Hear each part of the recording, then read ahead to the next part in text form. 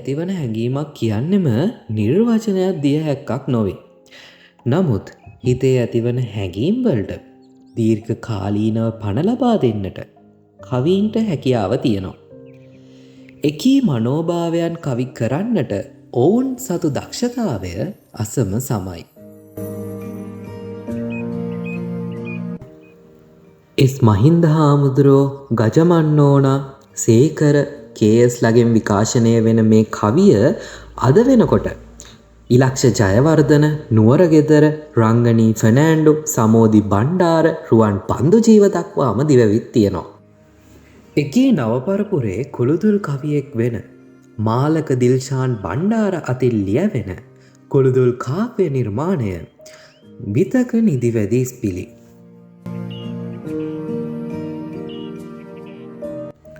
කළු කෝපි විසිර ගිය දම්පාට මල් එක්ක කවිවයින් තොලගාන සරාගික හිත්වලට. ඉතින් කවිවයින් තොලගාගෙන සරාගික හිත් තියාගෙන ඉන්න ඔයත් එන්න මගෙත් එක්ක තව ටිකක් මත් වෙලා එන්න විතක නිදිවැදී ස්පිරිත් එක්ක. සාම්ප්‍රදායික කවි පොතෙන් වෙනස් වෙන මාලක පැරීසියට සිය සහෘදයන්ව සවාරියක් එක්කරගෙන යනවා. පණ ගැහෙන ෆ්‍රේෂා සහ නිම්න ආදර වෘතාන්තයත් බිදුණු සාරා සහ නිම්න ආදර වෘතාන්තයත් පිළිබඳ කෙටි කතාවක් සහෘදයන්ට සමීප කරන ඔහු ඒ කතාව තුළ හරි ලස්සන දෙබසක් මවනවා. කවිකාරයගේ ආදරණීය බිරිඳකට කාටවත් ඉරිසියා කරන්න බැහැ නේද? ඒ වචනවල ලස්සන බලන්න. ඔව්, කවදාවත්ම කවිකාරයෙක්ගේ බිරිඳකට කිවිඳියෙකුගේ ස්වාමියාටත් ඔහුට හරි ඇයට හරි ඉරිසියා කරන්න නම් බැහැ.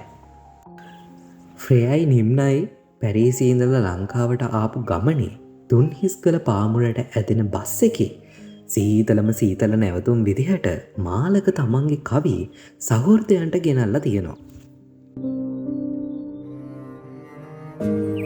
ළමා සාහිත්‍ය ජීවිතයේ නුරා වසන්ත සමයේදී ආදර හැඟුම් පුබුදවාලන්නට අපට උදව් වෙනවා. අපේ ළමාලෝකයේ ලස්සන කරපු හත්පෙති මල ඔබ කාටත් අමතක නැතුව ඇති කියලා මම හිතනවා. ශේන්‍යා මල්පෙති කඩකඩ විසි කරලා දේවල් ඉල්ලනකොට අපටත් හත්පෙති මලක් තිබ්බනං කියලා හිතුන වාර අනන්තයි අප්‍රමාණයි නේද? ඉතින් මේ මල අපේ මාලකට හම්බුණා නම් කොයි වගේ දෙයක් වේද? එන්න තුනේ කණුවේ තියෙන ස්ටෝබරි හාදුව විඳින ගමන් ඒ හත්පෙති මලෙන් මාලක මොන වගේ දෙයක් කරයිද කියලා ඒ මල්වත්තට ගොඩ වැදිලම් බලන්න. ශේන්‍යාට අහම්බෙන් හමු වුණු හත්පෙති දහස් පෙති වුණා නම් පාට දහසක පෙති අතර හැංගුණ නිල් පෙත්ත විතරක් ඇති මට. පෙත්ත විසිකර අහසට පතමි දහස් පෙති වත්තක් නිල් පෙත්තමයි ඒත් ඕනෙ මට ආසනෑ මම් පාට පාටට. එකින් එක නිල් පෙති ටිකෙන් ටික දහස් පෙති ටික අවදි කරවා ඉල්ලනවා මල් පෙත්ත ගානේ ගෙදර යන්නට කලින් ස්ටෝබරි සුවඳති හාද්දක්. යෞවනත්වයත් සමගින් ඇතිවෙන ප්‍රේමය කියන්නේ හරි සුන්දර දෙයක්. තමාගේ ප්‍රථම ආදරවන්තිය නැත්තං ආදරවන්තයා තමන්ගේ ජීවන සහකාරයා හෝ සහකාරිය වෙන්න ඕනේ කියලා හිතෙන ඒ හැඟීම ඇතිවෙන්නේ මෙන්න මේ කියන යෞවනත්වයේදී.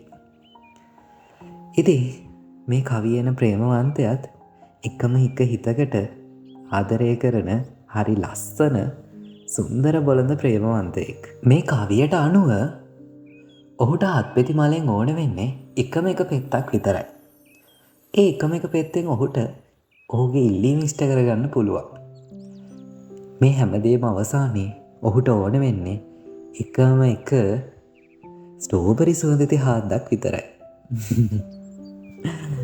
යෞවන ප්‍රේමයේ බොළඳ බව, මටසිලුටු බව මාලක තුනේ කණුවෙන් හරි ලස්සන්ට සහෘද අපට ගෙනල්ලා දීලා තියෙනවා. රොමෑන්ටික් ලව් එහෙම නැත්තම් රෝමාන්තික ප්‍රේමය. රෝමාන්තික ප්‍රේමයට පරිසරය කියන්නේ හරි වැදගත් දෙයක්. ඒ රෝමාන්තික ප්‍රේමයට වැදගත් වෙන පරිසරය හිත නිවෙන තැනක් වුණා නම් ඒ ප්‍රේමය තවත් රසවත් වෙනවා. එහෙම නේද? ප්‍රේමයටම ජීවිකාව දුන් දෙවියන් වහන්සේගේ ආශිර්වාදය ලබපු තේවත්ත පල්ලිය කියන්නේ පෙම්වතුන්ගේ ශුද්ධ වූ ආදරයේ නාමයෙන් පාරාදීසයක්.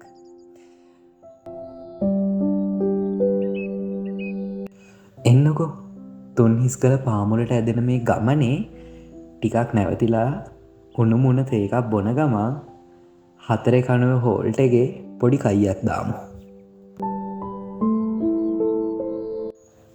තේවත්ත පල්ලියම දන්නවා මං කිව්ව කවි ඔයා ගැන. ඩාවින්චි හිටියනම් මදිනවා මං හිතපු හැටි අපි ගැන. දැන් ඉතින් අපි දන්නවා රතු අයින්වල ආදරේ නම් තාම කල් ඇති බැන්දේ නෑ මං එයාව. බොහෝ පෙම්වතුන් පන්සලේදීත් පල්ලියේදීත් කෝවිලේදීත් ඉල්ලව්වේ ප්‍රේමය. තමන්ගේ සත්‍ය ප්‍රේමය. ජීවිතය තමා ගොඩනගන හීනවලට ආශිර්වාදය. පෙම්වතෙකුගේ ප්‍රේමය බලවත් වෙන්නේ විරහව හමුවෙත් බලාපොරොත්තු ඇස් දල්වාගෙන තමන්ගේ සත්‍ය ප්‍රේමය වෙනුවෙන් බලාගෙන සිටීමෙන්.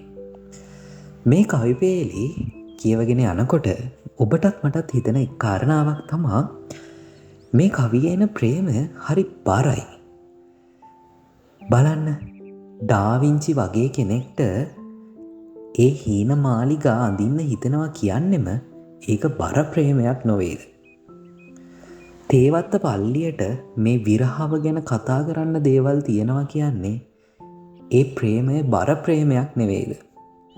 මේ ප්‍රේමයේ විරහව හේතුවෙන් දෙවියන් වහන්සේ වුණත් කම්පා වෙනවා කියන්නේ ඒ ප්‍රේමයේ බලවත් බව නැත්තම් බර බව නෙවෙයිද? ඔබ හිතන විදිහට මේක සාරගෙයි නිම්නගෙයි ආදර කතාවේ විරහවේ සන්ධිස්ථානයක්ද? එහෙමත් නැතිනම් මේක ඔබේ ආදර කතාවේ සන්ධිස්ථානයක්ද? ඒක ඔබ හිතන්න. ඒක ඔබට බාරයි. රෝමියෝ නම ඇහුණහම මතක් වෙන්නේ ප්‍රේමය. සාහිත්‍ය ඇතුලේ සත්‍ය ප්‍රේමයේ උරුමකාරයන් ඔවුන්.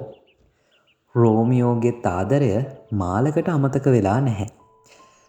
14 කණුවෙන් බහින මාලකට රෝමියෝ හරි වෙන්න තිබ්බනම් කියලා හිතිලා තියෙනවා.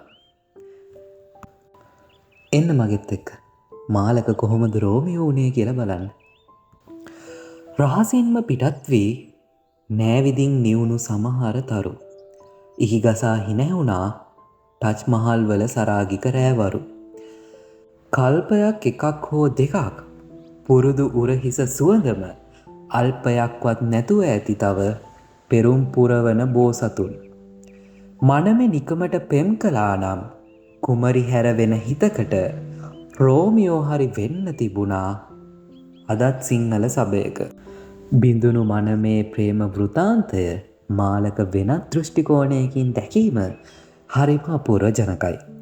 මනමේ කුමාරයා මනමේ කුමරිය හැර වෙනත් හිතකට ප්‍රේම කරා නම් සත්‍ය වශයෙන්ම ඔහුට වෙනත් සිංහල සබයක රෝමියෝගේ චරිතය නිරූපණය කිරීමට හැකියාව තිබෙන්නට තිබුණා. ඒ රෝමියෝ සිංහල සාහිත්‍ය පුනරුදයක් ඇති කරන්නට තිබුණා. ප්‍රේමය නිසාම උපදින විරහවම ප්‍රස්තුත වන සාහිත්‍යයට මාලක නවමුරහක් එක් කරන්නට අමතක කරලා නැහැ. ප්‍රේමයත් විරහවත් සමතැන් කරලා අයනු ආයනු එකතු කළ මේ සුහුබුල් කවියා අපේ කවි පරපුරේ වීරෝදාර කවීන්ගේ කවිවලට වස්තු විෂය වෙන සමාජ ගැටලු තමාගේ තෙලිතුඩෙන් අකුරු කරන්නට අමතක කරලා නැහැ. මතු දිනක බිම මල් පිපෙන දින තොණ්ඩුවට ගිය සල්ලි ගෙවපාන් එල්ලුනේ මම් පොතට දාලා. විතක නිදිවැදි ඉස්පිලි කියන්නෙම තවත් රසවත් බස් නැවතුම් හමුවෙන එක් සුන්දර කවි පරිච්ඡේදයක්. ඉතින් කවියට පෙම්බඳින කවිලෝලියනි ඔබත් කියවන්න විතක නිදි වැදි ඉස්පිලි. සුහද අපි දැන් නවතිමු නැවත හැරිලා නොබලමු මතක පන් හිඳ අවුලමු ගින්න නොබලා හිනහෙමු.